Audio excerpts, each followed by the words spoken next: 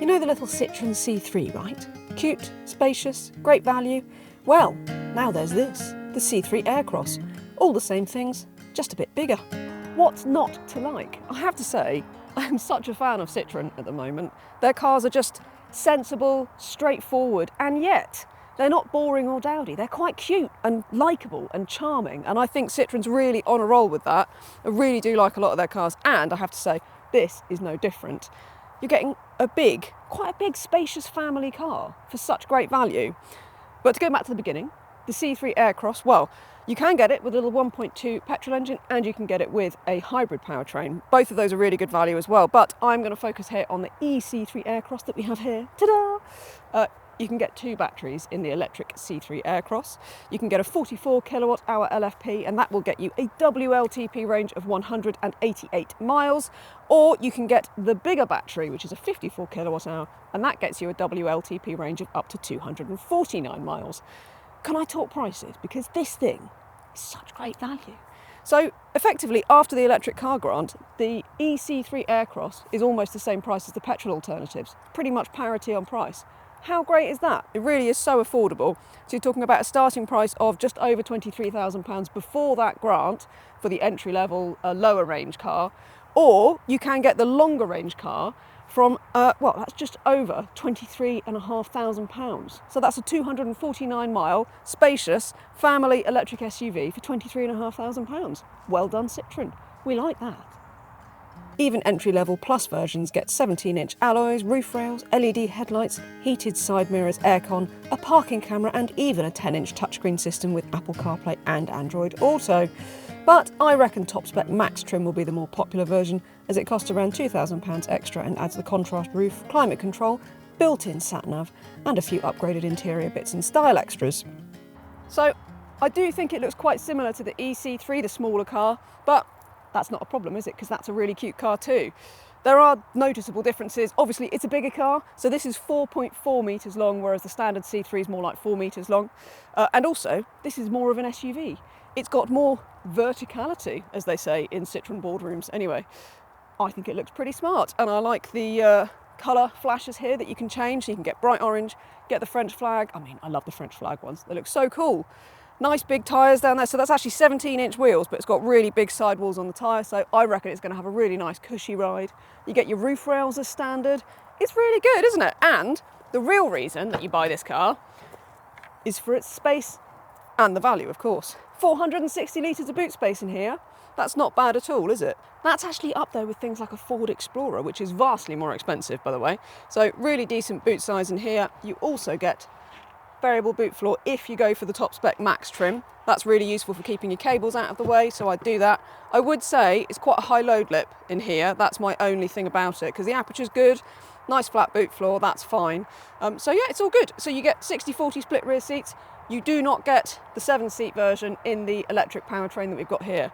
Citroen does do a 7-seat e-C3 Aircross, which is a really compact thing, so very much occasional rear seats in the boot.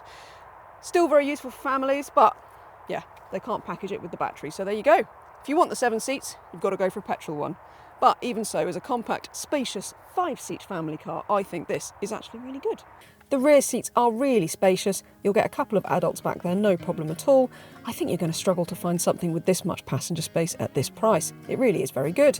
Plus, you get 2 USB-C charging ports. The only compromise might be that there's no rear centre armrest. It does feel all much the same in here as it does in the standard C3, and there's nothing wrong with that, again, because Citroen's done a really good job. I really like this textured fabric finish on the dash. I think that's very smart. You also get the speed readout over there. That's really nice, simple, straightforward speed readout, like that. Your touch screen with all the features that you want. It's not the best system, I have to say. The graphics aren't great. It can take a bit of time to sort of warm up when you first turn the car on. But, you know, the menus are pretty straightforward and it's got all the features you want. So it's not going to bother you. I think it does what you need it to. Gloss black plastics down here. Maybe they look and feel a little bit cheap. There's some scratchy plastics. It does feel cheaper in here than, you know, if you're looking at the much more expensive, sort of similarly sized electric hatchbacks like, say, you know, the Renault Scenic. It feels much cheaper in here than it does in there. But it is a much cheaper car, and I think for the price, I think this is actually really quite comfy. Nice, light and airy. I like the driving position. Everything's straightforward. Look, manual vents, manual aircon controls. What more could you ask for? As for charging, the e-C3 Aircross will charge at up to 100 kilowatts, which will get you a 100-mile top-up in around 20 to 25 minutes, or a 10 to 80% charge in around about half an hour. So, we are out here around beautiful Marlow on the UK launch of the e-C3 Aircross. So if you do see a bit of footage of some cars in different colours, that's because we are a little bit pushed for time. So we might have to use some of the manufacturer footage. I'm sorry. But what it does mean is you might get to see the C3 in some of the other lovely colours that you can get it in. I like it in the blue and also the new metallic green that they do. So it looks pretty cool. Anyway, if there's some other random person driving the car and it changes colour, that is why. Moving on from that, what is the e-C3 Aircross like to drive? Well, do you know what? It's perfectly fit for purpose. That's the phrase that comes to mind. It's quiet enough, so there is a bit of electric motor whine.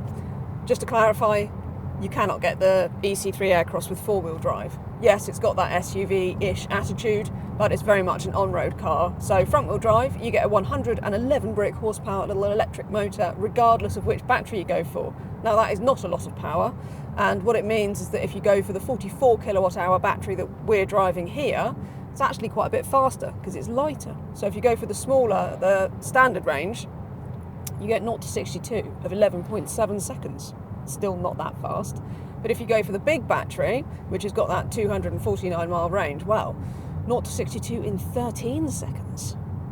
Now, I have not driven that car, but this car with the slightly better 0 to 62, a bit more responsive, it's all right.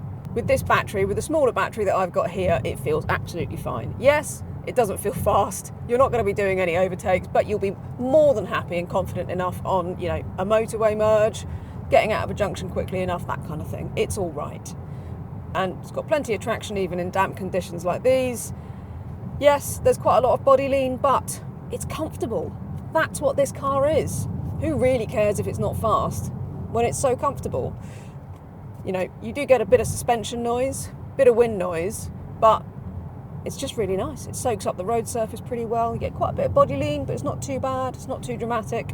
And I really like this seat. So you haven't got adjustable lumbar, but actually because Citroen is really quite keen on pushing the message that it's a very comfort-oriented manufacturer, it's really put some effort into its seats. It's got quite good lower lumbar support, so I don't mind it, which is unusual because I'm really quite picky about seats and I like a lot of lower back support, and I'm fine.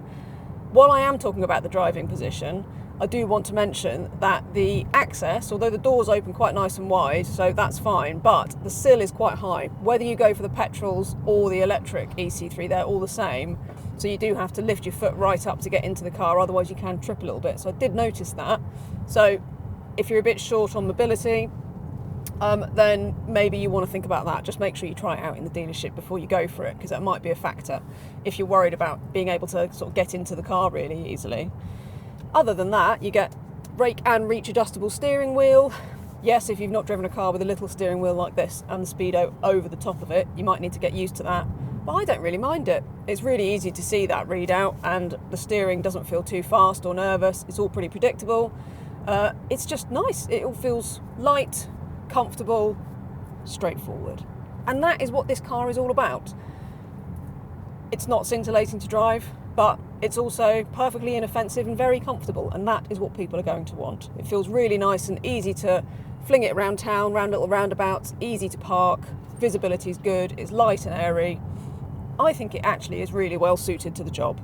So yeah, let's face it, Citroen is actually competing here with brands like Dacia. It's going for a real affordability, and that's fine. In fact, I think that's really, really good. I think people want that.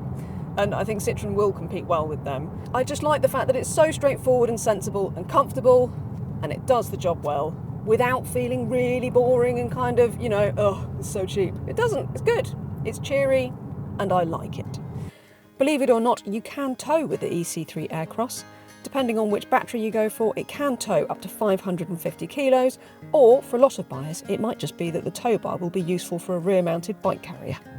So, should you buy an e-C3 Aircross?